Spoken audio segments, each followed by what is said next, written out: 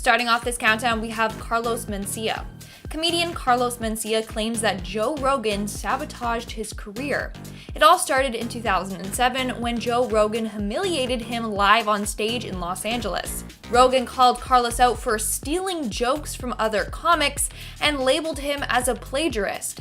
Later, Rogan uploaded a video of Carlos delivering a stand-up joke alongside footage of another stand-up delivering a very similar version of it.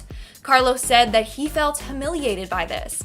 He later said, and I quote, "What am I supposed to say to someone who accused me of stealing jokes? But not his, and he's the one who's tried to ruin my career? I never tried to ruin his career. I don't know how to address that." In 2011, Mencia also revealed that he had undergone therapy to deal with the damage to his career. In our 9th spot, we have Miley Cyrus. On an episode of Rogan's podcast in which Miley made an appearance, she called him out completely. So the two were talking about Miley's love for RuPaul's Drag Race. Rogan went on to make a claim that drag queens lack originality, among other stuff. And then Miley snapped and defended the show by saying, and I quote, "That's what I think when I'm watching your shows too, you know? All the same stuff." Rogan was visibly shocked by that and didn't have a witty comeback. She completely just shut him down. Moving on to number 8, we have Caitlyn Jenner. Rogan has been caught a number of times making transphobic remarks. On one episode of Joe Rogan's podcast, while talking to Kim Kennedy, he started talking about Caitlyn Jenner, even using their dead name, which is a huge no-no. The comments he also made about Caitlyn were very disturbing, like saying transgender people transition because of their environment. In regards to Jenner, he said, and I quote, "Maybe if you live with crazy biatches long enough, they effing turn you into one. Maybe you go crazy. Maybe that too, especially those ones," end quote. Jenner responded defending herself and her family. She also said that Rogan's remarks were, and I quote, "not a joke. Joe Rogan has a lot to learn." First up, Richard Williams. Since the infamous Will Smith slap, many critics have stated that Will was selfish for taking the spotlight of Richard Williams, the man Smith portrayed in the film King Richard, as it was the night to honor Richard and his family. While the man himself has finally weighed in, and it seems that in the nicest way possible, he does not condone what happened at the Oscars. His son spoke to NBC News on behalf of 80-year-old Williams, saying, quote, "We don't know all the details of what happened, but we don't condone anyone hitting anyone unless it's in self-defense." Williams' son states that his father was shocked when Smith got up and suddenly slapped Chris Rock for making a joke about his wife Jada Pinkett Smith. Williams declined to say any more than that simple statement, although many were hoping Richards would comment on the comparison that Will Smith made to Richard Williams during his Oscars acceptance speech. Next up, Rose Rock. Chris Rock's mother, Rose Rock, has finally broken her silence on the slap during an interview with a local South Carolina TV station. Rock sat down with South Carolina News, WIS-TV, and shared her thoughts on what went down at the Oscars. Rock said, quote, "You reacted to your wife giving you the side eye, and you went and made her day because she was mulled over laughing when it happened." Rose shared that initially she thought the incident was staged or some sort of joke, but after Will began cussing about his wife, she knew it was real. Rock added, quote, "When he slapped Chris, he slapped all of us. He really slapped me. Because when you hurt my child, you hurt me." When talking about the apology that later took place during Smith's acceptance speech, Rock said, quote, "No one heard his speech. No one was able to just be in the moment because everyone was sitting there like, what just happened?" The Oscars. After the infamous slap, the Oscars was put on the defensive, being forced to explain what happened and why Will Smith was not kicked out of the show after his insane behavior. Days after the ceremony, the Academy of Motion Pictures Arts and Sciences, which runs the Oscars, said in a statement, quote, "Mr. Smith was asked to leave the ceremony and refused. However, this information has been debated, as a source told NBC News that while the higher-ups at the Oscars were debating what to do, one of the show's producers told Will to stay. However, a source at the show told NBC News that the official decision came from one of the show's producers. Days after this information came to light, the Oscars also announced their official decision on how to punish Smith for his actions. After deliberation, the Academy decided to ban the actor from attending the award show for 10 years. Smith, who resigned from the Academy last week, replied soon after in a statement, saying, quote, "I accept and respect the Academy's decision." The official statement from the Academy said, quote, "The 94th Oscars were meant to be a celebration of the many individuals in our community who did incredible work this past year. However, those moments were overshadowed by the unacceptable and harmful behavior we saw Mr. Smith exhibit on stage. During our telecast, we did not adequately address the situation in the room. For this, we are sorry." As for the decision, they said, quote, "The board has decided for a period of 10 years from April 8th of 2022, Mr. Smith shall not be permitted to attend any Academy events or programs in person or virtually, including but not limited to the Academy Awards." Next up, Alexis Arquette. Late actress Alexis Arquette came forward in 2016 with a huge secret. She claimed that Will cheated on his first wife, Cherie Zampino, with a man, and that's why the relationship ended. Arquette claimed that Jada is a beard for Will, and that's why they have an open relationship where Jada is allowed to sleep with other men. Arquette even claimed that Smith paid off Zampino after she caught him in bed with another man. Arquette claimed that Will was sleeping with Benny Medina, who is a well-known talent manager to stars like Jennifer Lopez and Mariah Carey. Arquette claimed that Will was doing everything possible to hide his sexuality, recalling an incident where Will refused to kiss Anthony Rapp on the set of 6 Degrees of Separation. In the end, the camera angle was changed so that the non-existent kiss was not viewed on camera. Arquette finished the Facebook post claiming she was angry that Will was hiding his true identity, adding, quote, "Gays have enemies. They lurk in gilded closets. Outing is healthy. You're either with us or against us. You decide today." And this is not the only time a rumor like this has come to light. In 2012, it was rumored that Will and Jada were headed for a divorce after she felt that he was a little more than friends with actor Dwayne Martin. Supposedly, they were spotted looking very close, even in restaurants together. Vitaly Siduk. Little known fact is that the Oscars was not the first time that Will Smith has smacked a man in public at an award show event. Vitaly Siduk interviewed Will on a red carpet almost a decade ago, and after they had a negative interaction, Will smacked him in the face as well. While being interviewed, the pair hugged, and when Siduk went to kiss him on the cheek, Will freaked out and backhanded him on the face. Although many felt this move was justified at the time, it shows that Will's first reaction in a negative situation is violence. The incident took place at the Moscow opening of Men in Black 3 in May of 2012, while Siduk was working for a Ukrainian television station. After the incident with Chris Rock, Siduk stated, quote, "I just immediately recollected the slapping incident in Moscow. I think the joke was inappropriate when it comes to someone's health, but Will's reaction is unnecessary and sends the wrong message to comedians being hit for a joke." Adding, quote, "I don't want to call Will Smith uncontrollable, he has a violent temper, yes, but I'm sure he realizes what he is doing." Siduk acknowledged that it was a bad joke and he understands why he was protecting his family, however it shows that violence is always his first instinct. Jeanette Hubert. Jeanette Hubert, the actress who played Aunt Viv on The Fresh Prince of Bel-Air for the first 3 seasons, reportedly hates the cast, specifically Will Smith. She also dislikes his entire family and thinks they should get over themselves, saying once, quote, "You're not kings and queens, you're not royalty, you're simply entertainers." After portraying Aunt Vivian for 3 seasons, she decided to leave after contract negotiations went south. A feud between Hubert, Will Smith, and network officials was reportedly to blame. At the time she left, Will Smith said, quote, "I can say straight up that Jeanette Hubert wanted the show to be the Aunt Viv of Bel-Air show." Hubert responded by stating that Will Smith was unwilling to help her and would not elevate any other cast members during salary negotiations with NBC, saying at the time, quote, "We thought your influence would help us greatly, like they did on Friends. On Friends, the entire cast band together to ensure they all got an equal raise." However, at the time, Will felt he was better than his other castmates and claimed, quote, "My deal is my deal, and y'all's deal is y'all's deal." Years later in 2011, when there were talks of a reunion, she claimed there would never be a reunion because Smith is a, quote, "a-hole." When a photo of an apparent reunion was posted by Alfonso Ribeiro, aka Carlton, Hubert slammed it, calling Alfonso a media hoe and adding she will never participate because, quote, "I have no interest in seeing any of these people on that kind of level." Trey Smith.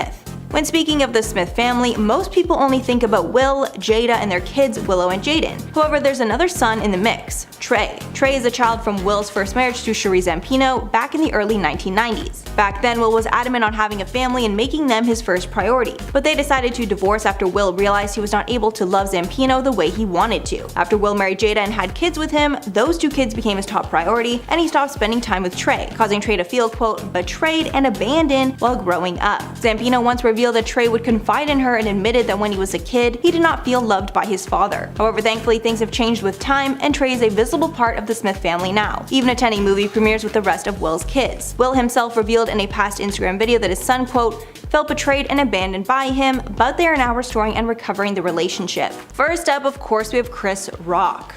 The person who has shown the world the true dynamic of the Smith family is definitely Chris Rock.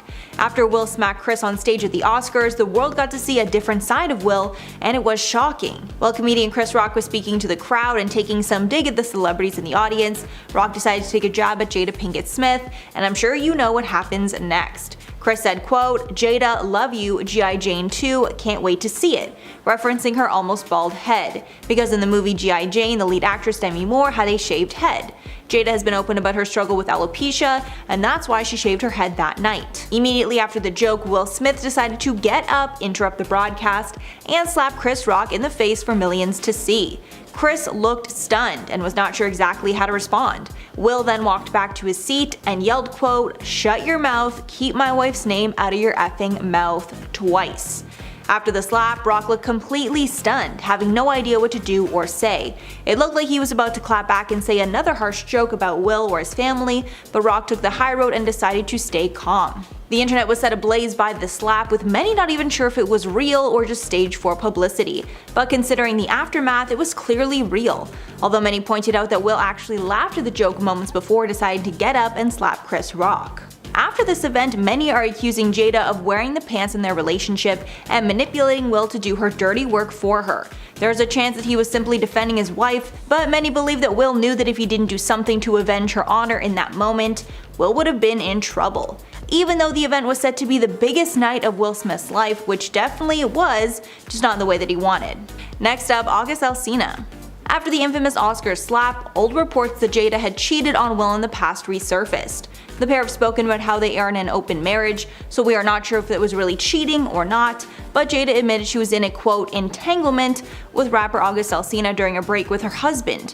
During the Red Table Talk segment where they spoke of the affair, Will looked visibly angry about the situation and pushed Jada to confirm that she did have a relationship with August. After admitting to cheating, she did not apologize or even seem remorseful. She instead deflected, saying, quote, "I was in a lot of pain, I was very broken," saying she only wanted to help August, but it turned into a relationship. Alsina had been introduced to Jada by her son Jaden at a London music festival in 2015. Insiders stated that August became like a member of their family, even going on vacations with them and staying in their mansion. August is 21 years younger than Jada, and he claimed that Smith had actually given his blessing to have an affair with his wife, an allegation that Jada has denied. Will also reported that he had affairs with other women during this time. He was rumored to have slept with co-star Margot Robbie. Many believe that Will's insane reaction to the joke is proof that he is in a toxic relationship with his wife, because he completely embarrassed himself on the biggest night of his life, all because of a bad joke. Even though it doesn't seem like Jada is ashamed of anything she did, it is strange that she tried to deny it, then downplayed it when she could not brush it off anymore. And without August coming forward, we would have never known about their strange relationship. Margot Robbie.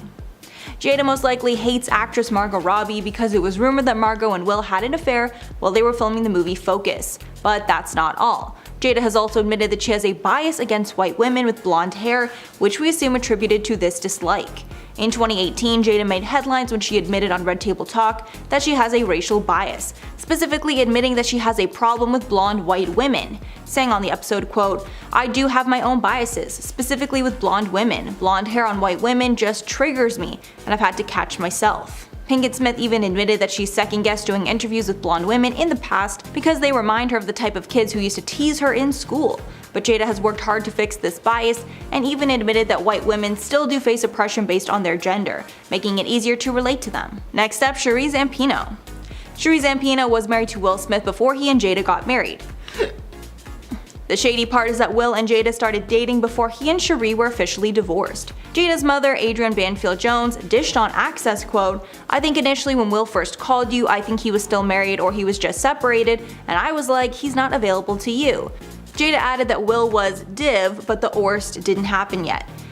But Jada later admitted that when she learned things were not finalized, she should have backed off. To make matters worse, Jada has claimed on multiple occasions that she never even wanted to marry Will. She only decided to go forward with it because she was pregnant. Her mother and Will thought that starting a family was the best idea, and Jada reluctantly agreed. Later, the couple agreed to an open marriage.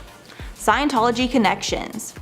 After the Chris Rock incident, some started connecting the dots between the bizarre slap and Scientology. This is because the Smiths have been tied to Scientology in the past, and physical punishment is a popular teaching in the church. Apparently, it's a common teaching in Scientology to use slaps and other forms of physical force to show other Scientologists that they've done something wrong. After the slap, one user tweeted, quote, "There's a Scientology course, I guess you'd call it, that involves slapping or physically humiliating fellow Scientologists in a group setting as a means of exerting superiority. It's remarkably common within the cult." The user even shared that Tom Cruise is known to use similar styles of punishment, but instead of hitting, he uses shouting to intimidate movie crews. Although the Smiths have denied being involved with Scientology, the connection is pretty hard to deny. The couple were apparently introduced to the church by none other than Tom Cruise back in 2004. They got so involved with it that the Smith family spent almost $1 million in 2008 to set up a school for the church. The Smiths said they designed the curriculum in the school, but insiders claimed it was based on Scientology. Both Jaden and Willow attended, but the school closed 6 years later when most of the parents removed their children. Tony Ortega, an expert in Scientology, said that the Smiths left Scientology in 2015 and that Will at least only ever dabbled in it. However, he says that Jada was a full-fledged member and apparently everyone knows it. Next up, William Hendricks. The Oscars was the first time that many Will Smith fans saw him get violent. But to people like William Hendricks, his hot temper is well known. In 1989, Smith spent a night in jail after he hurt a man named William Hendricks so badly that Hendricks almost lost his sight. Even more coincidental, this incident happened days after Will won his first Grammy. I guess he likes to get into altercations around awards season. The charges were later dropped against Will. Will Smith was 20 years old at the time and after getting in a verbal argument with the producer, decided to make things physical. As per a police report, Smith asked his bodyguard, Charles Alston, to quote attack record promoter William Hendricks, who needed 6 stitches after he fractured his left eye orbit during the altercation. Next up, Sony executives. One of the strangest things about the Smith family is the couple's relationship to their children. The Smiths have been open that they don't use punishment when dealing with their kids, and they pretty much let them do whatever they want. But this parenting style may have backfired, because it's common talk in the industry that Willow and Jaden are entitled brats that nobody wants to work with. Because of their parents, the kids have auditioned for many big roles in the past, but only Jaden has landed roles alongside his father.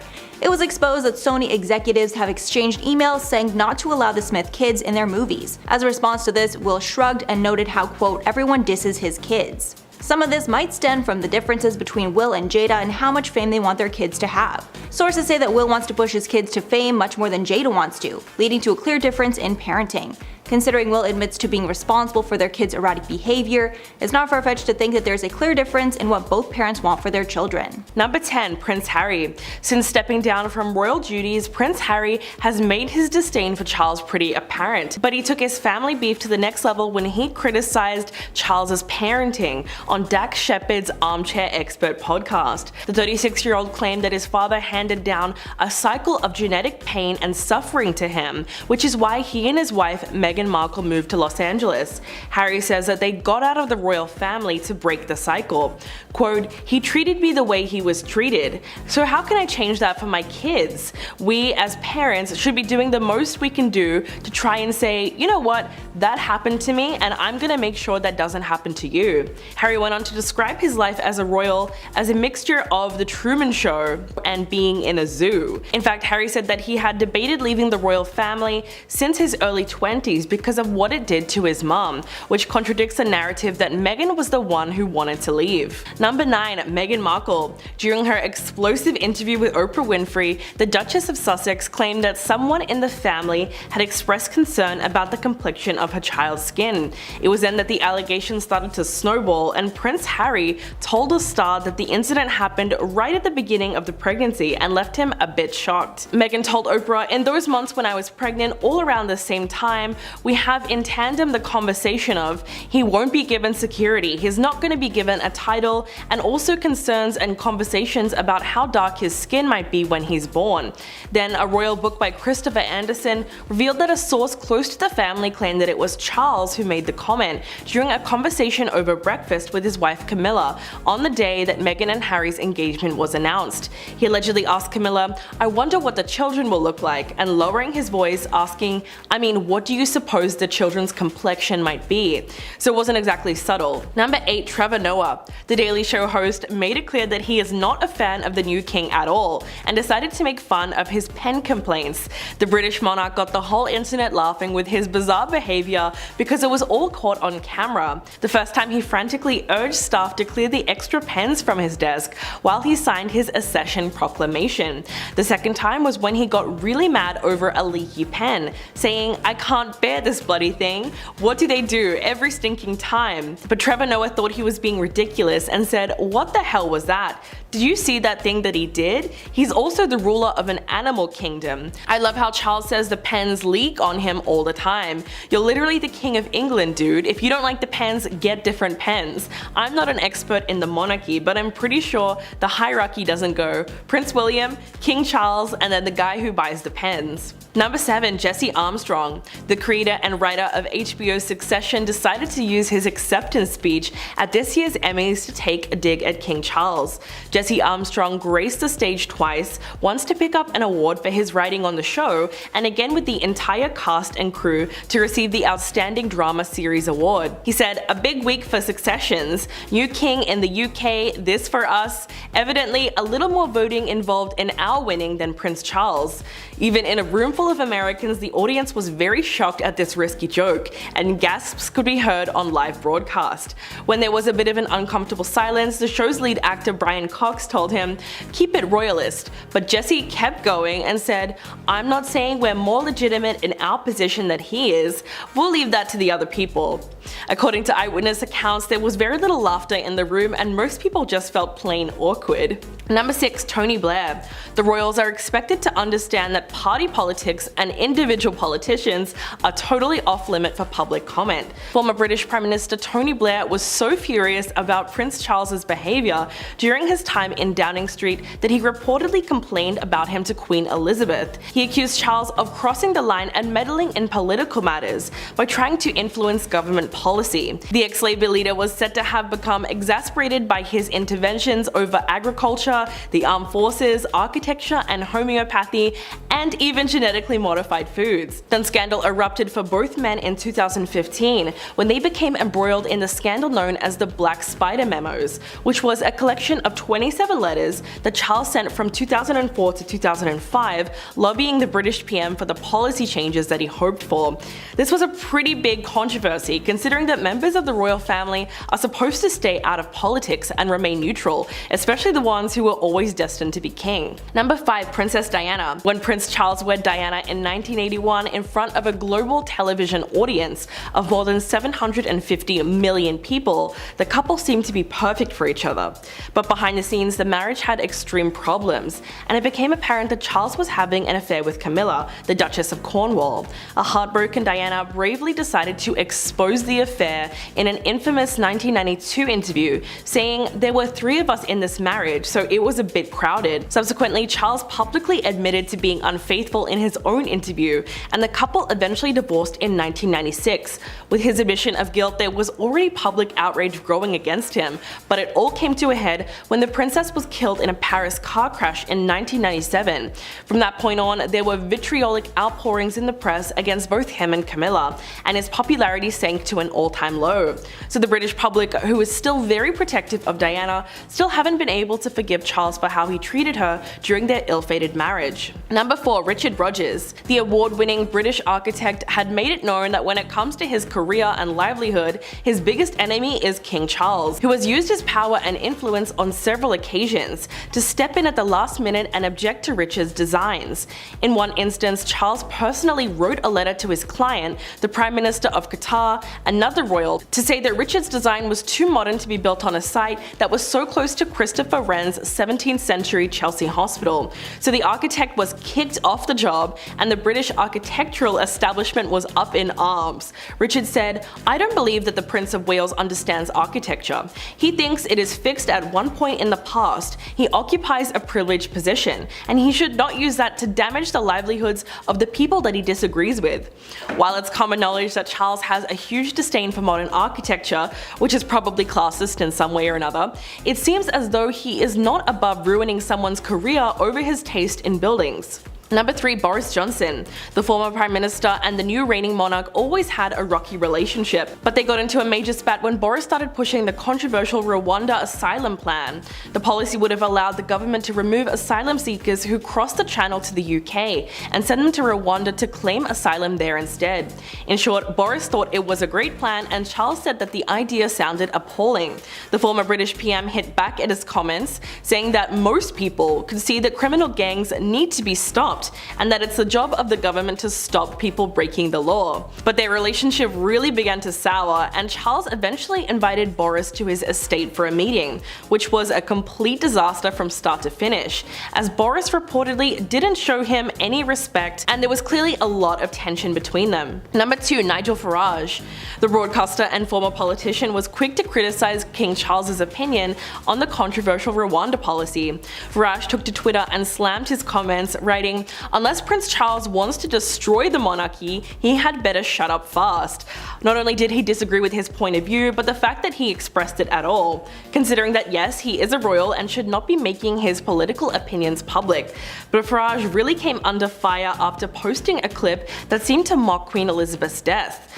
He shared a 5-second clip to his TikTok account, which has now been viewed more than 6 million times, with the caption, "The Queen is dead, long live the King." In the video, Nigel looked and sounded incredibly sarcastic and said, "The Queen is dead, long live the King, sad day but we now have a king." He also shared the post on Twitter.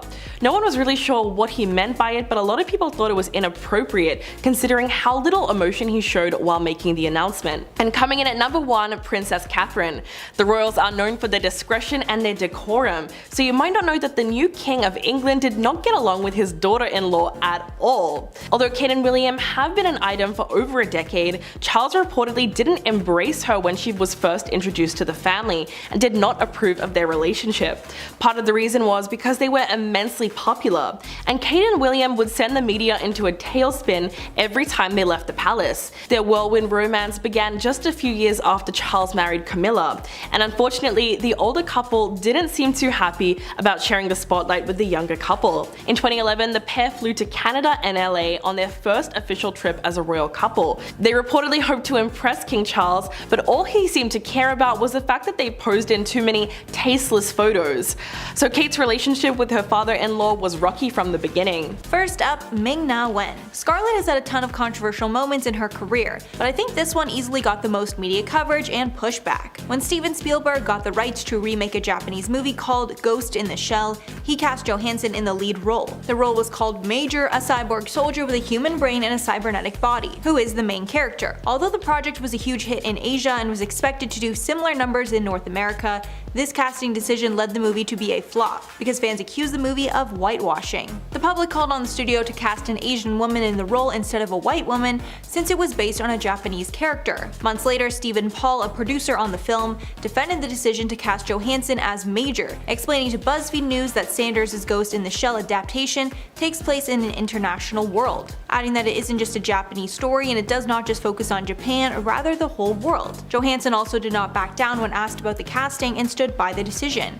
When talking about it with Mary Claire, she said, quote, "I never presumed to play another race. Diversity is important in Hollywood, and I would never want to feel like I was playing a character that was offensive." She then pivoted to talk about how amazing it is to have a woman heading a huge franchise like this. Johansson also defended the choice by stating that the character is a human brain inside of a machine body, making it identity-less. But Asian actors did not agree with Johansson's take and shared how disappointed they were in the casting choice. When the photo of Johansson in the film came out, Ming-Na Wen, who stars on Agents of S.H.I.E.L.D., tweeted, quote, "Nothing against Scarlett Johansson, in fact I'm a big fan, but everything against this whitewashing of Asian role." Many other actors shared similar sentiments about whitewashing the franchise. Harvey Weinstein. In 2017, the terrible actions of movie producer Harvey Weinstein were exposed to the public, and plenty of actresses came forward sharing their experiences working with him. Many shared that they had to perform sexual favors in exchange for roles. In light of all the terrible press surrounding Weinstein, many actresses boycotted Weinstein and his family, including his wife at the time, Georgina Chapman, who founded the clothing brand Marchesa. However, Scarlett did not boycott Marchesa, and instead she decided to show off the designer by wearing them at the Met Gala that year. Multiple actresses also came forward to share that Weinstein previously pressured and even threatened them to wear Marchesa to events, so many felt his wife was in cahoots with him. Many people questioned why Johansson, a supporter of both Me Too and Time's Up, decided to publicly support Chapman's designs. She explained herself in an interview with Entertainment Tonight, saying, quote, "I wore Marchesa because their clothes make women feel confident and beautiful. It's my pleasure to support a brand created by two incredibly talented and important female designers." Jamie Clayton. In 2018, Johansson had another casting blunder when she signed up to play the role of Dante Tex Gill, a trans man that operated a massage parlor business in the 70s, in the film Rub and Tug.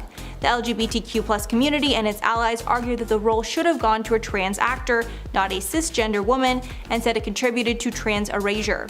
Even with all the criticism, Johansson once again stood her ground and defended the casting. Mainly, she tried to take the blame off herself and put it onto other cis actors who had played trans characters in the past. Johansson told Bustle at the time, quote, "Tell them they can be directed to Jeffrey Tambor, Jared Leto, and Felicity Huffman's refs for comment.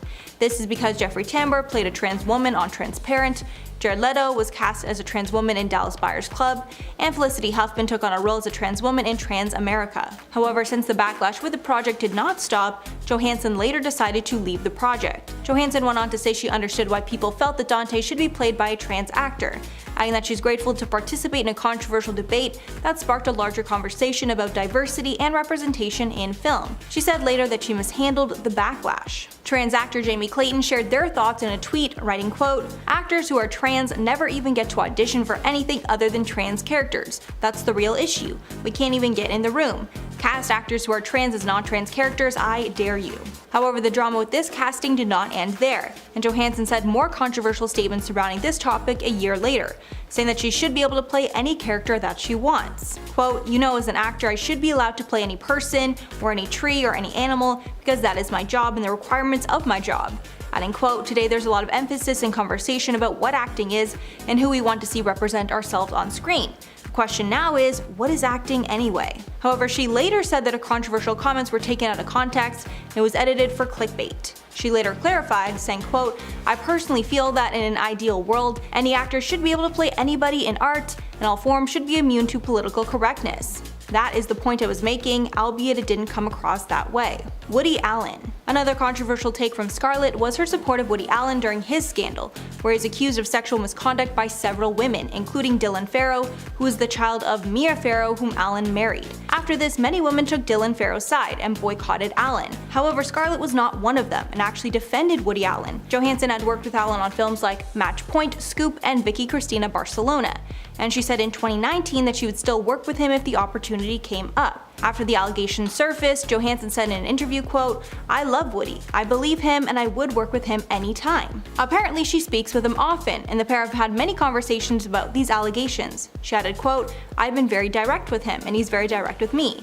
He maintains his innocence and I believe him." This is not only very problematic but also hypocritical, because Scarlett publicly called out James Franco for supporting Time's Up before 5 women accused him of misconduct. Dylan Farrow also called out Scarlett on Twitter, quote, "If we've learned anything from the past 2 years is that you definitely should believe men who maintain their innocence without question. Scarlett has a long way to go in understanding the issues she claims to champion," referring to the actor's public support of Me Too and Time's Up. Months later, in her 2019 Vanity cover story, Johansson doubled down on her previous comments about Allen. Quote, "It's my experience, I don't know any more than any other person knows. I only have a close proximity with Woody. He's a friend of mine. I have no other insight other than my relationship with him." Continuing that she doesn't want to lie or edit herself, and she wants to openly share her opinions on the matter. Benedict Cumberbatch. Recently, Scarlett Johansson got tons of press after she decided to sue Disney over their Black Widow premiere.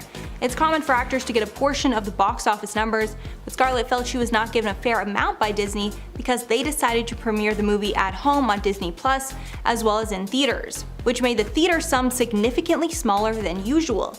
Fellow Disney star Benedict Cumberbatch reacted to the news, calling the ordeal, quote, "a bit of a mess." During a wide-ranging profile with The Hollywood Reporter, Benedict Cumberbatch said he thought it was sad how the whole thing was unfolding. The lawsuit claims that Johansson lost untold potential revenue while Disney execs profited by growing the Disney Plus streaming services base at the same time. Disney fired back, calling the lawsuit sad and distressing in its callous disregard for the horrific and prolonged global effects of the new state of the world due to lockdown measures. When asked about the legal turmoil with his co-star, Cumberbatch said, quote, "It's sad what's going on between the lawyers. But he said we need to put it in context of what's happening in the world right now," adding, quote, "The whole thing's just a bit of a mess. We're trying to understand what the revenue stream should be for artists to contribute to the billion-dollar business that is Disney, and it has to be contractualized." Many were surprised that he didn't all-out support Johansson like other stars had at the time. WandaVision star Emily Olsen called the move brave, and she fiercely defended Johansson's decision.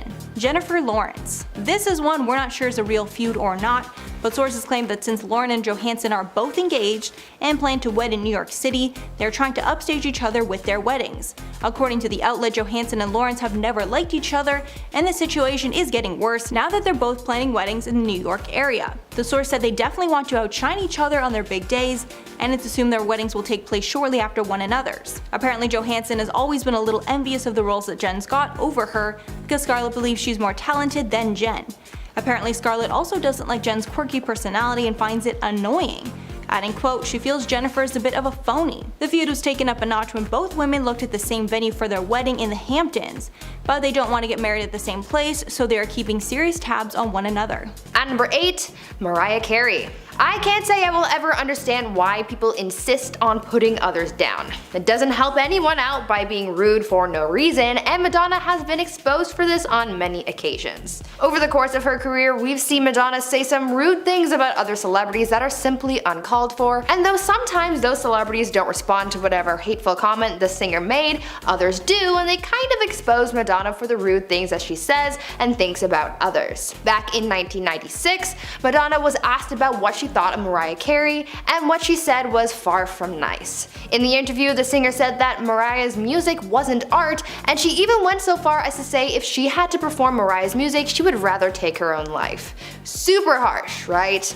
Well, Mariah wasn't just going to let those hateful messages slide, and she clapped back in her own interview. When asked about the comments that Madonna had been making about her, Mariah said this: I really haven't paid attention to Madonna since I was in like 7th or 8th grade when she used to be popular, so I didn't. Mariah later doubled down on her clapback in 1998, commenting on Madonna's latest album at the time when she said, quote, "I haven't heard the new album. Growing up, I liked her first album a lot. That was really popular. Good for her."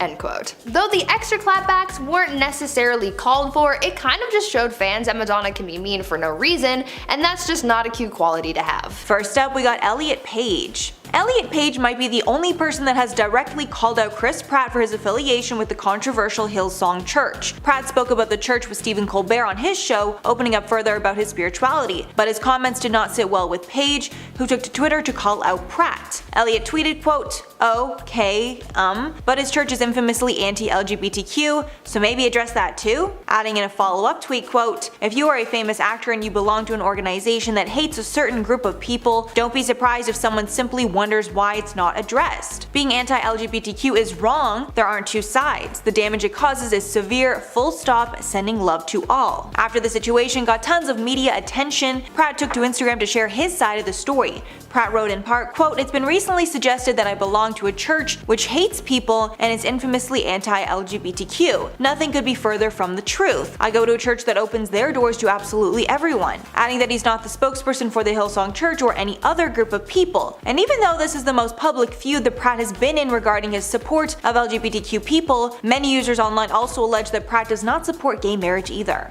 At number 6, Gwyneth Paltrow. In yet another installment of Madonna vs. Everybody, we have yet another celebrity beef that seemingly exposed Madonna's toxic side. Gwyneth Paltrow and Madonna were once BFFs, but apparently after the singer divorced Guy Ritchie, they had a falling out and things got toxic. At first, no one really knew what happened between them, but later on, more information started to come out, and fans started to piece together this toxic picture.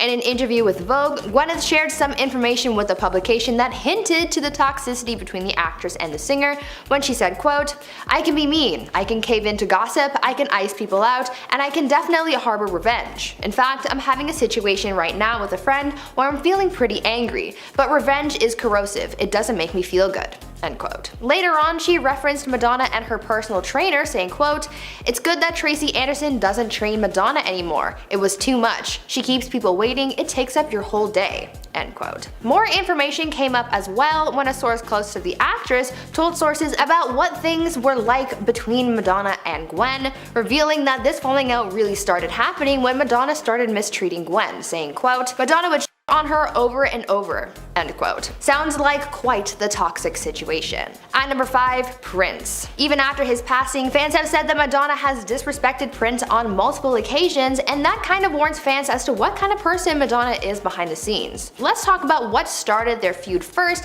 and then we'll move on to the most recent incident that fans found unacceptable. Back in 1994, Madonna seemingly mocked the late Prince in an interview with the Los Angeles Times. She recalled the time when she and Prince were dining together, saying, quote, "I had dinner with Prince once and he was just sipping tea very daintily. I was stuffing food down my face and I was like, 'Aren't you going to eat?' And I thought, oh my god, I have this theory about people who don't eat. They annoy me. It's something about being in control." End quote. Fans thought that this comment was a little uncalled for, but not as uncalled for as when she called Prince a quote, "little troll" back in 1985 after they dated briefly. But by far the most offensive thing that fans have called Madonna out for in regards to Prince was her tribute to him at the Billboard Music Awards in 2016.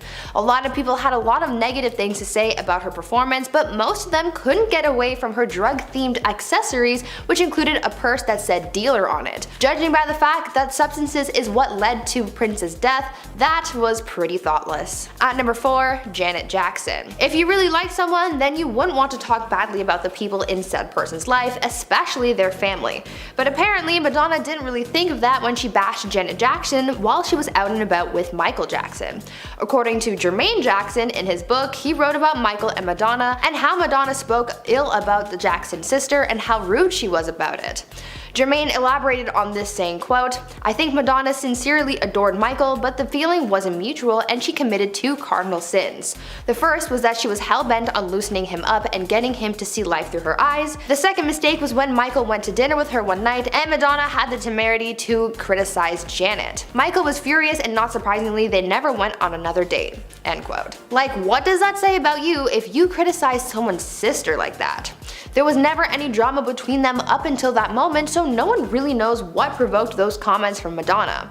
Janet was clearly hurt but brushed it off, saying in an interview, quote, "I never said hate. Hate is a strong word, but if I did hate Madonna, I'd have valid reasons." End quote. On top of that, Madonna tried to pretend like she had no idea what Janet was talking about, which kind of makes things even more toxic. So yeah, in a way, we were warned about just how toxic Madonna can be. At number 3, David Letterman. It is an unspoken rule that when you're a guest on someone's show, you behave yourself. Not only because it's usually on live TV, but because it's just respectful to be kind and courteous of someone else's show and their job. But being the outspoken person that she is, Madonna threw all of that out the window when she was on David Letterman's show, and the host wasn't too thrilled about it. In 1994, Madonna made an appearance on The Late Show with David Letterman, and it went so far left that it circled right back around and kept going left, you know? While the singer was doing her guest appearance, she kept dropping F-bombs and making inappropriate remarks. She even gave Letterman a pair of her underwear and refused to leave the stage when her time was up. Her conduct was a little much and pretty uncalled for, but Madonna defended her actions, saying that her appearance was her way of protesting against censorship. While yes, she can do whatever she wants in protest, there's also a time and a place for that, and because she decided to pull this stunt on Letterman's show, she lost a lot of respect from the late night host, and he pretty much exposed her for her inappropriate behavior. At number 2, Michael Jackson. Now we already talked about Janet Jackson and how her encounters with Madonna warned us about how rude she can be, but let's talk about how Michael Jackson also warned us about the same thing and how toxic and mildly controlling Madonna can be. Michael Jackson and Madonna briefly dated back in the day, but as you can imagine, it didn't really end well. The King of Pop referred to Madonna as, quote, "not a nice person" in a taped conversation with his spiritual advisor. He elaborated on why he felt like that, describing how controlling she was of their dates. Michael spoke out about it saying, quote, "Madonna laid the law down to me before we went out. She said, 'I'm not going to Disneyland, okay? That's out.' I said, 'I didn't ask to go to Disneyland.' She said, 'We're going to the restaurant. Afterwards, we're going to a strip bar.' I said, 'I'm not going to a strip bar where they cross-dress. I'm not going there. If that's how it is, forget this whole thing.' Afterwards, she wrote some mean comments about me in the press. I wrote that she was a nasty witch after I was so kind to her." End quote. In a way, this warned us about how Madonna treats people trying to control the situation, and when things don't go well, retaliating by saying mean things in the media. It's not a very mature way of handling things, and it's pretty toxic. And finally, at number 1, Arsenio Hall. Usually, when you strike a nerve with someone, the best thing you can do is just apologize and move on. Madonna, though, doesn't do that and instead lays into the comment she's made and just seems to make things worse. This is exactly what she did with Arsenio Hall while on his show, and it was both cringy to watch and also pretty mean. Madonna made an appearance on the show in 1990 and made a comment about Arsenio's ex Paula Abdul and her rumored rebound John Stamos. Madonna brought up the drama, but in a rude way. Arsenio laughed it off, but Madonna just kept going. She gave him a gold ring because she, quote, "felt bad for him," and dug even deeper, saying that Paula left him because she, quote, "wanted someone who was home more often." End quote. You could see how uncomfortable Arsenio was, and frankly, it was hard to watch.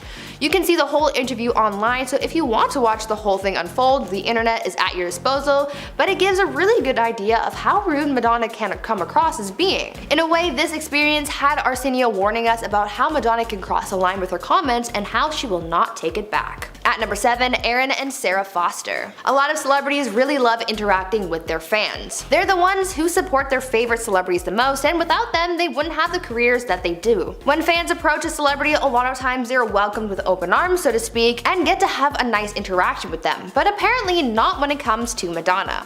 According to Aaron and Sarah Foster, the daughters of music producer David Foster, Madonna was less than welcoming to her young fans. The sisters told sources about how they got to meet Madonna after school once and how the singer completely brushed them off. Aaron told sources, quote, "I will never forget this. I tried to copy one of her outfits. I wore a blue satin button-up shirt because she wore that at one of the award shows. I tried to recreate the look so when she would see me she'd think, oh, you're really cool. She was not impressed. She was like, what are these kids doing here? She wanted nothing to do with us." Unquote. In a way, this was a warning to any other fan that if they tried to interact with the singer, they are likely going to be brushed off in the same way. Before we continue talking about the celebrities who aren't too fond of Madonna, why not take a quick moment to leave a like on this video to show your support for the channel, and also consider subscribing as well to see more videos like this one. Next up, Dylan O'Brien. Dylan O'Brien was another star that got involved in the Chris Pratt-Elliott Page drama. After Elliott tweeted out asking Pratt to comment on the anti-LGBTQ nature of the church, Dylan supported that stance and quote tweeted Elliott's tweet, adding quote, "I second this." I don't believe Dylan commented any further on the matter, but he made sure to voice that he also had questions surrounding the inclusivity of the Hillsong Church. Next up, Anna Faris. Anna Faris and Pratt are now divorced, but they got married in 2009 and were together until they split in 2017. But since their split, Anna has described some things about their relationship that have some questioning Pratt. Speaking to guest Rachel Bilson on the May 3rd episode of her podcast, Anna Faris is Unqualified, Faris said she felt her quote hand was forced in the divorce from Pratt. When speaking about past relationships, Anna said quote, "For me, I think after every breakup at some point I realized that there were a lot of things I ignored that I really shouldn't have. In hindsight, it felt like my hand was forced. I don't think it was ever an independent decision." She also described that in her relationship with Pratt, she would never open up about the struggles that she had or the things that she was facing. She also said her lack of close girlfriends made it harder for her to open up about her struggles in her relationship. Faris added quote, "I think it stunted me in a lot of ways, one of them being that I never talked about any issues, so to the people even who I was closest to, I'm sure things were more transparent with my relationship with Ben, but with Chris, I think we both protected that imagery even within our close circles." Basically saying that they both protected their image rather than actually working through their issues. Next up, Brie Larson. Brie did not directly call out Chris for anything, but Brie Larson was the catalyst that showed us just how sexist Hollywood can be. During the infamous scandal where the internet unanimously voted that Chris Pratt was the worst Chris, Pratt's Marvel co-stars like Mark Ruffalo and Robert Downey Jr. made a point to defend him against the hate. Both men, along with other MCU actors, jumped in to defend Pratt and share their positive stories with him. And although that support was deemed innocent at the time, it was then questioned why women like Brie Larson don't get the same treatment. After Brie Larson spoke out about diversity in the Marvel Cinematic Universe, saying that the MCU needed to be more diverse, she got intense backlash from Marvel fans, and the only MCU star that defended her at the time was Don Cheadle. Many took this to be blatant sexism. Next up, Jason Momoa.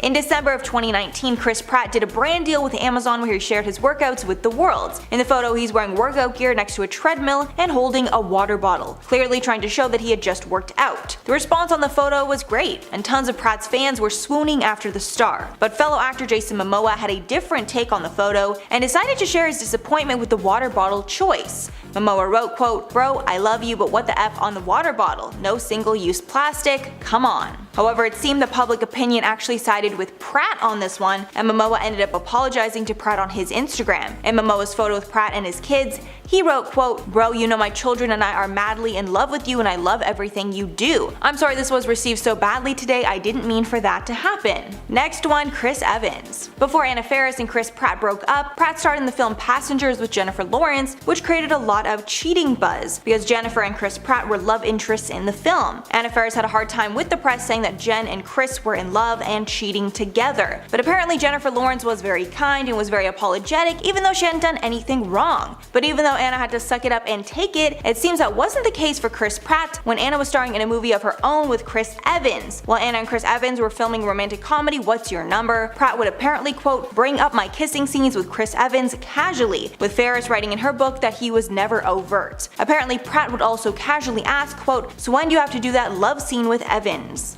And finally, Chris Pratt himself. The person that keeps getting Pratt in the most trouble is himself. I think over the years he has toned down on anything controversial, but there is a reason people assume he is a Republican and a Trump supporter. One thing that raised a lot of eyebrows was when he wore a top with a mashup of a Gadsden flag, which was designed during the American Revolution, and a modern US flag. The Gadsden flag involves a coiled rattlesnake over a message that reads, "Don't tread on me." The message has been used in a variety of ways over the years, but it's also been adopted by far-right political groups and Second Amendment supporters. So when Pratt decided to wear it out in 2019, many felt this was more proof he is a Republican. One person even tweeted about the shirt, quote, "Nice shirt. Only people I see with that flag are alt-right racists." Pratt also got a lot of heat for not attending a Joe Biden fundraiser ahead of his election, even though the entire Avengers cast was in attendance. Many felt this was more proof he was supporting Trump in that election. Alright, first up we got James Charles.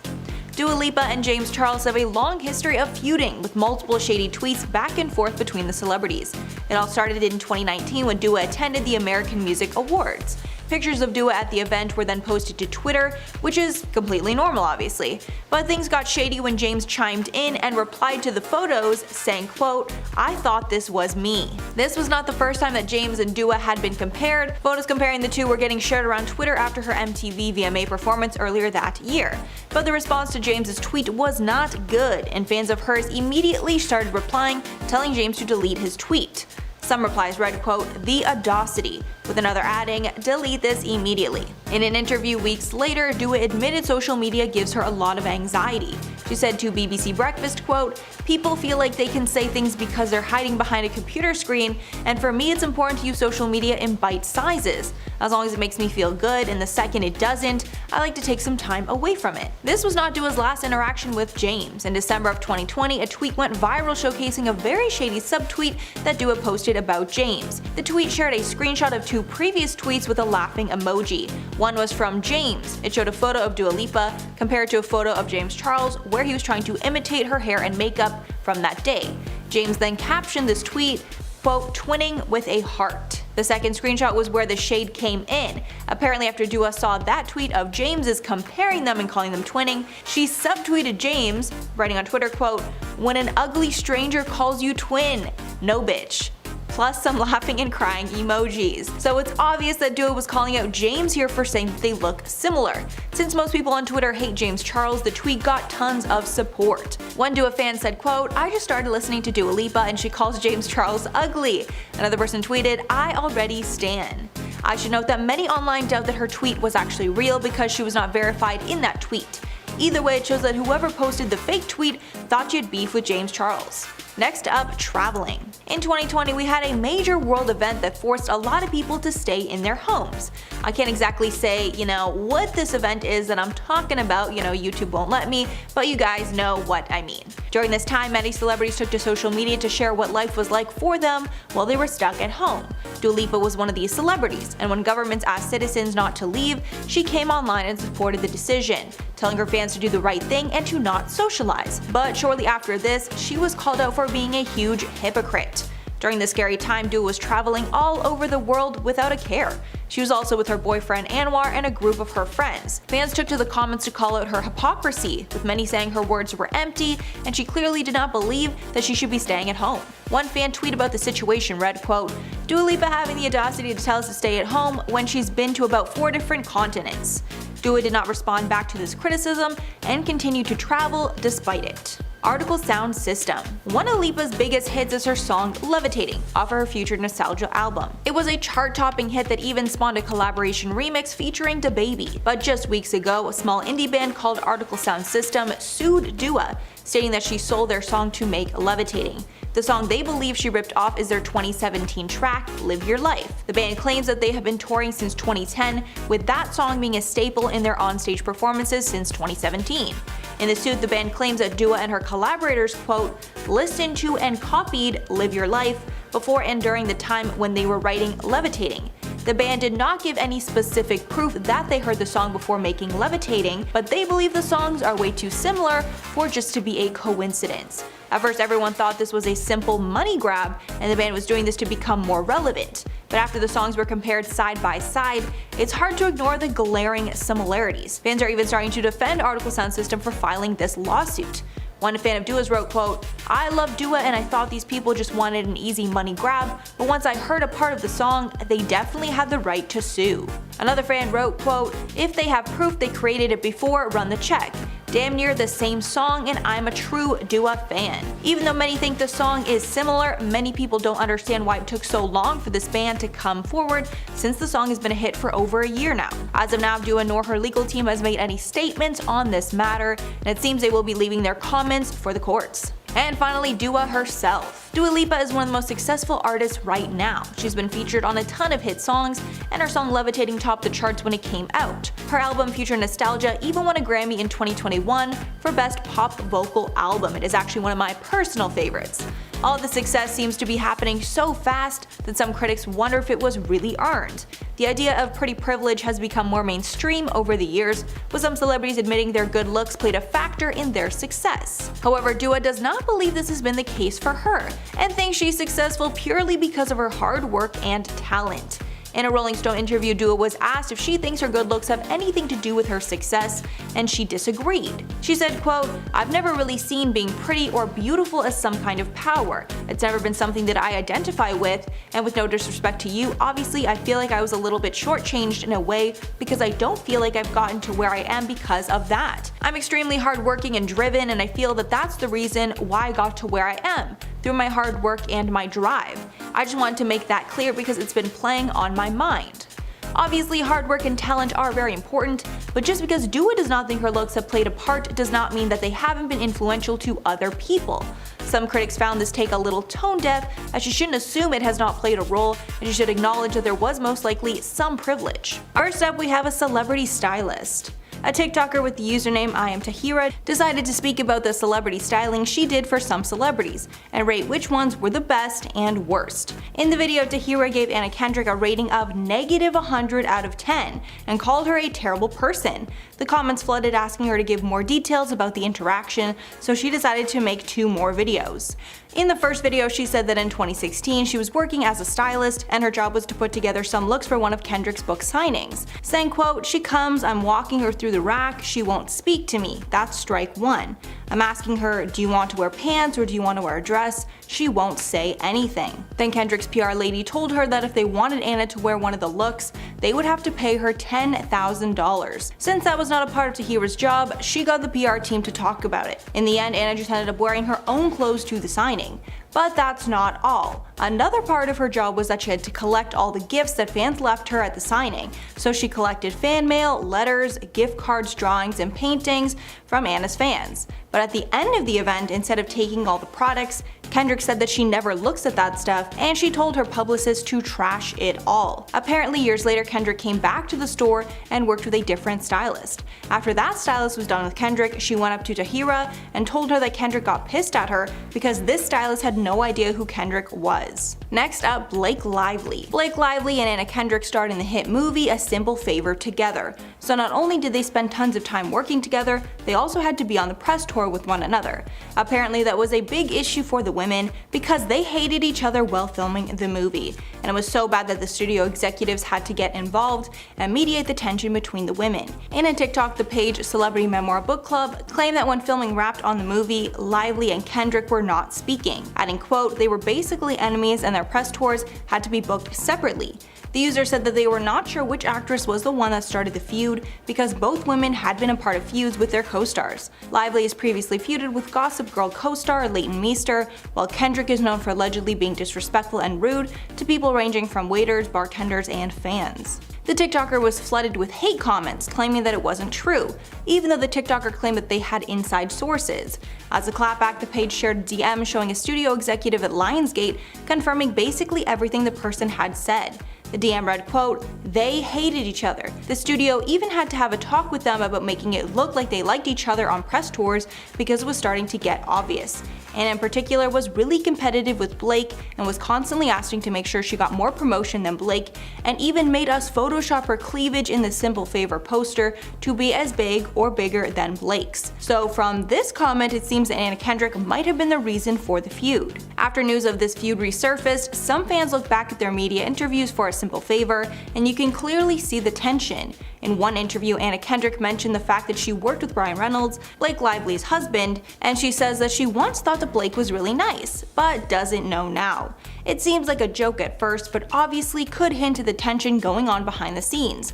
Blake then jokingly goes to touch her arm, and Anna sharply responds, "Don't touch me," which seemed very real to me. Then the pair were talking about Instagram and if they block certain people, and it was revealed that at one point Anna Kendrick blocked Blake Lively on Instagram. Then later she decided to mute her instead once that became an option. That whole interaction seemed a little too real to believe it was all playful banter. This is definitely a strange one, but Anna Kendrick was rated the #1 most dangerous person to search for online in 2020 by security company McAfee. I didn't even know that they made lists like this, but somehow Kendrick made the top of this list, even though she's known for quirky and girl next door type roles.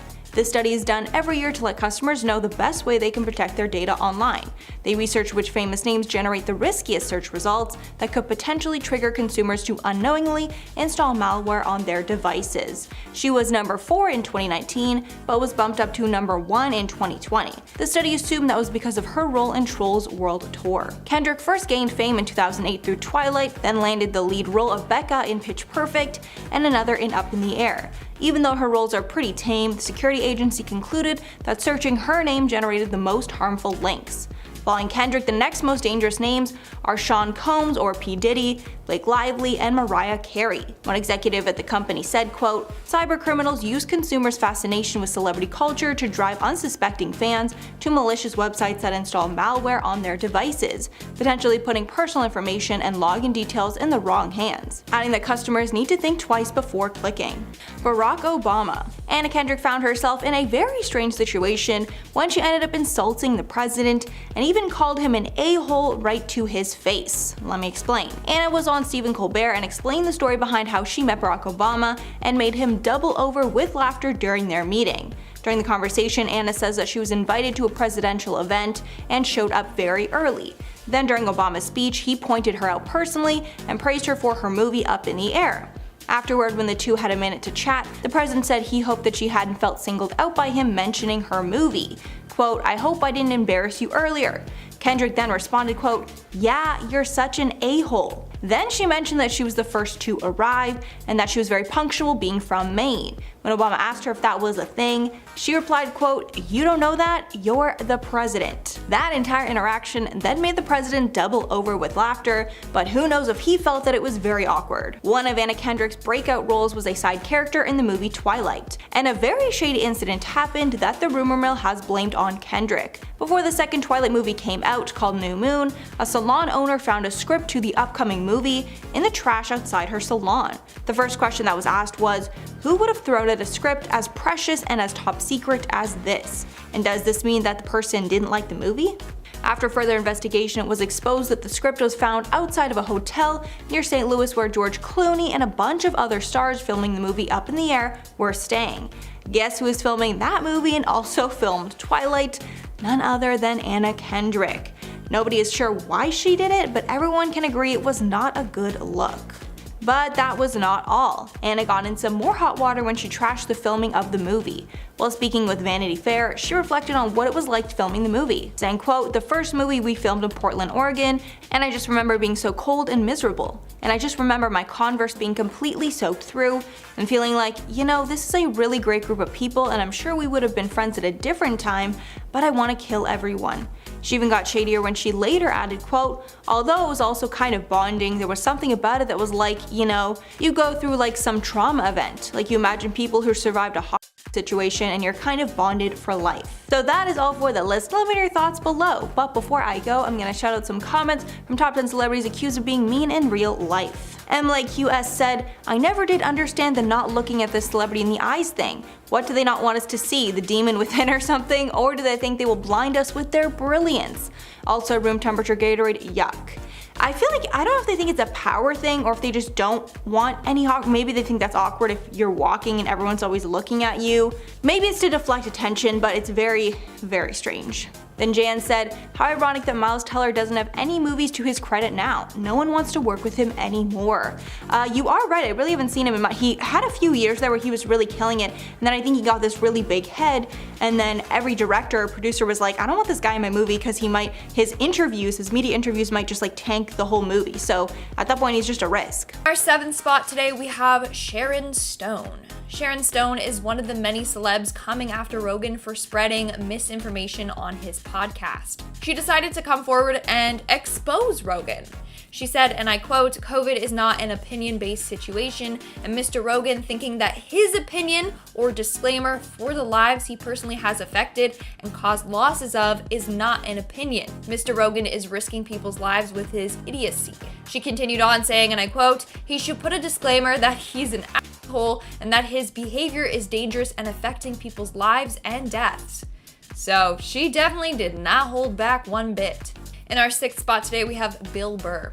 Stand-up comedian Bill Burr also called Rogan out over the misinformation being spread on his podcast. In a recent episode of Rogan's podcast, the two were talking about face masks and debating about if they should be mandatory. And Bill took this as a chance to lash out at Rogan. He said, and I quote, "I'm not going to sit here with no medical degree, listening to you with no medical degree, acting like we know what's better than the CDC. Rogan just laughed at this and then sarcastically said, "Oh God, you're so tough." We're now at our 5th and halfway mark with Trisha Paytas. Trisha Paytas is one of many individuals who have accused Rogan of being sexist. It all started in 2021 when one of Rogan's guests, Ali Makovsky, mentioned to Joe on his podcast that she had signed up to Trisha Paytas' OnlyFans account. Joe then looked Trisha up, saw a bikini photo, and then said, "Yeah, you can keep that," in reference to Trisha's body. Of course, Trisha was not gonna let this comment slide. So they posted a video on their channel titled, "Dear Joe Rogan." In the video, they said, and I quote, "Not every woman is here to be pleasure for your eyeballs. Just for future reference for people, attention trolls like myself that aren't me, you don't have to ugh at somebody. Because chances are, even if they are the most beautiful person, maybe they have already ugh at themselves." Moving on, at number 4, we have Chelsea Peretti. Comedian and star of Brooklyn Nine-Nine, Chelsea Peretti is another celebrity to call Joe out for his sexist behavior. It started in 2011 when guest Joey Diaz was on his podcast, making remarks about how female comedians give sexual favors in return for stage time. Joe found this hilarious. Chelsea, on the other hand, did not. When the clip resurfaced in 2020, Chelsea tweeted, and I quote, "If you're a male comedian, one thing you can do is tell men to shut the F up when they are saying hateful shit about women and not go on podcasts that are racist and sexist. You can also speak up for women getting attacked online for sticking up for themselves, or total silence," end quote. This started a feud between Chelsea and the two men. Instead of apologizing though, they went on to say more sexist remarks. In our 3rd spot, we have Fallon Fox. Transgender MMA athlete Fallon Fox also had a lot to say in regards to Joe's transphobia. It started in 2013 when Joe weighed in on Fallon fighting. He said, and I quote, "First of all, she's not really a she. She's a transgender post-op person. The operation doesn't shave down your bone density. It doesn't change." But Fallon fought back, bringing up the discrimination that Jackie Robinson, baseball legend, faced in the early 1940s. They said, and I quote, "Remember when commentators said Jackie Robinson had an unfair advantage because black people had larger heel bones than white men he was competing with? Are we repeating history yet again with bogus bone claims?" In 2021, the pair got in a feud again when Rogan made a comment that generally dumb people now have an easy way to improve their reputation by changing gender. Fallon yet again called him out, this time tweeting, and I quote, "Joe Rogan is being transphobic yet again. He's had more transphobic episodes than you can shake a stick at. Spotify needs to cancel his show already." In our 2nd spot today, we have Prince Harry. For a member of the royal family to speak up about someone means you know that they messed up big time, or should I say royally messed up. Anyways, Prince Harry is another celeb commenting on Joe Rogan's misinformation. He said, and I quote, "The issue is in today's world with the misinformation endemic, you've got to be careful about what comes out of your mouth when it comes to that, because news doesn't exist in just news anymore." He continued on saying, "Just stay out of it. If you have a platform, with the platform comes responsibility." And in our number one spot today, we have Sunny Hostin. The View host Sunny Hostin went off on Joe Rogan 2 years ago on live TV. It happened after President Trump agreed to let Joe Rogan moderate a presidential debate between him and Biden. And Sunny put her 2 cents worth in as to why she thinks he shouldn't be a moderator. I think given his use of the N-word, given his comparing a black neighborhood to Planet of the Apes, she really gave it to Rogan, listing all the reasons why he would be the worst possible candidate for that role. all of that disqualifies him to be the host of a presidential debate. Alright guys, that's all for today's video. Whether you like Joe Rogan or not, let's keep the comment section a safe place, please. First up, Rita Ora. It's long been rumored that Rita Ora and Dua Lipa did not like each other, even though they have so much in common and even knew each other before they were famous. And after Bebe Rexha basically confirmed the feud, we have more details about why these women hate each other. Both women are immigrants of Kosovo, who grew up in the UK and even attended the same stage school and gymnastics club. It's also been reported that their families are even friendly. Their feud was made clear at the 2019 Met Gala, where both Dua and Rita were in attendance. A source close to Rita told The Sun that though Dua was looking up to Rita in the past, she has grown fed up of being compared to her. The source said, quote, "It's a shame, as they used to be very close, and Dua spoke a lot about how much she admired Rita. Dua even said she wanted to be just like Rita in the future. Now things have gone south dramatically and she's trying to distance herself, and she's making it no secret in the industry. Rita is desperate to avoid confrontation and went out of her way to make sure that they didn't come face to face." With the source revealing that Rita hates drama and did not want to have an awkward confrontation with Dua. However, she was not going to let a petty feud stop her from going to the Met Gala, of course. The feud between them started way before Dua Lipa was famous. Since they grew up knowing each other, Dua reached out to Rita's sister, Alina Ora, for help with her career when she was just starting out. Apparently, Alina refused to help, and Dua felt it was because her sister did not want Dua to become a bigger star than her sister Rita, which definitely did end up happening. This is not the only time they have butted heads. The feud continued when Rita Ora was replaced by Dua Lipa in an Adidas campaign.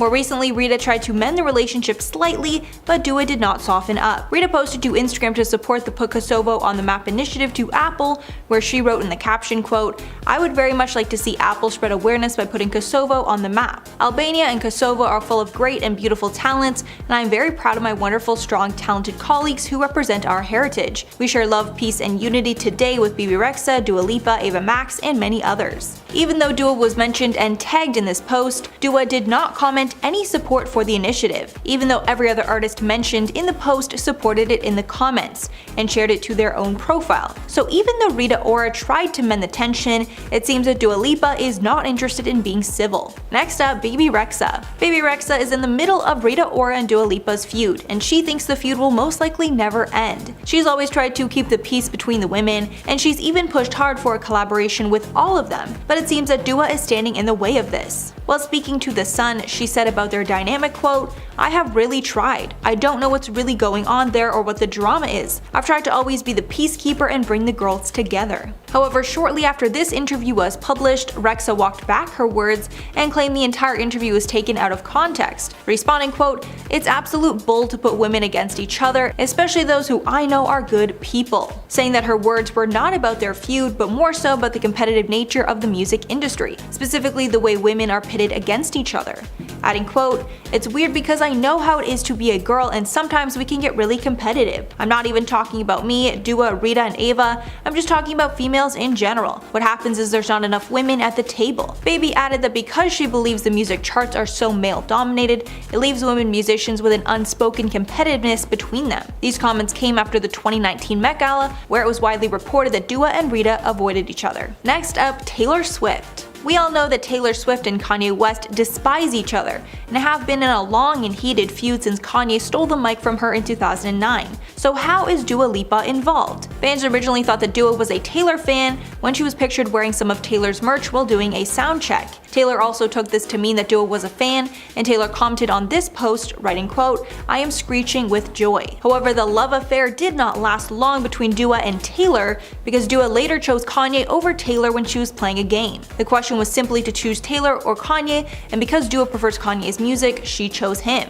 Instantly, Taylor's fans were up in arms, and fans took it to mean that she chose Kanye in their long-running feud. So they started posting snake emojis all over Dua's feed and calling her a snake. Dua also revealed that she was DM'd threats against her life. Dua cleared it up on an episode of Watch What Happens Live, when she said, quote, "I wasn't thinking about their beef, I was thinking about their music, and Taylor is amazing, but I'm such a hip-hop fan that I probably would have chose Kanye over anyone." Next up, Calvin Harris. Calvin Harris may have exposed what a diva that Dua Lipa really is. At the time of the 2019 Brit Awards, Dua was in her prime and got tons of nominations for the show. But after the show, the Daily Mail reported that insiders claimed that she was a total diva at the award show. The Sun reported that Lipa was reportedly, quote, "furious after being given a dressing room close to other guests who were eager to talk to her. Apparently her dressing room was right beside the beauty spa, so tons of people were around this area before the show." However, the singer made it clear that she didn't want to be there after other guests kept heading in to say hi and wishing her good luck. Because everyone kept coming to talk to her,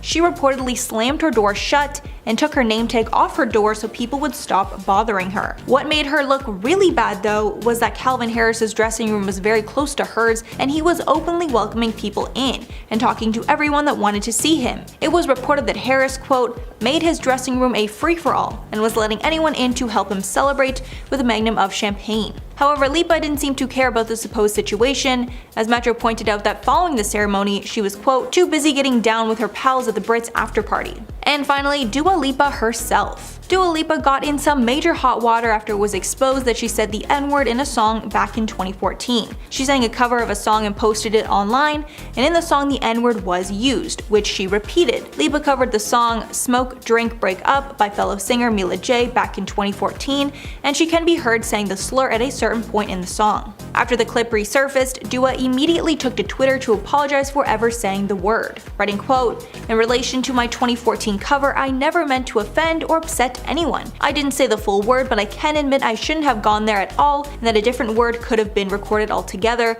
to avoid offense and confusion. I wasn't thinking it through at the time."